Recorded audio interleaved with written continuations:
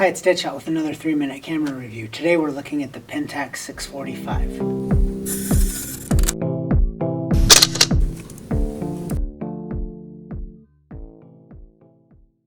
The Pentax 645 was released in 1984 with two models following after it. Today we're going to be looking at a special edition, the 645J. This one was released in 1992. The Pentax 645J has to be one of the best looking cameras I've ever seen.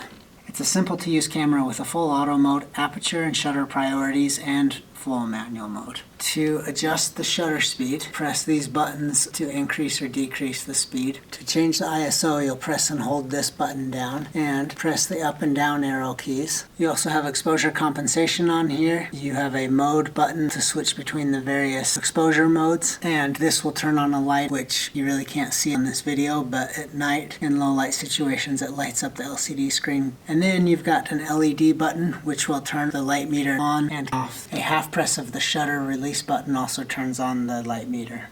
You also have a single and continuous shooting switch right here. There is a hot shoe built into the camera on the top. Flash sync on this is a pretty slow speed at 1/60th of a second. On the other side of the camera you do have a multi-exposure switch for double exposures. This camera is a manual focus auto winding camera. There is no film advance lever. One of my favorite things about this camera, although I've never used it and hopefully I never have to, if the batteries die, on the bottom of the camera you can unscrew a manual crank and screw it into this hole right here and manually advance the film to finish the roll. On the front is a lens release button. Don't confuse that with the shutter release button found on some other medium format cameras. And you have a depth of field preview lever right here. The winder is loud and the camera is even louder. The viewfinder is massive and bright and clear. Let's take a look inside the viewfinder.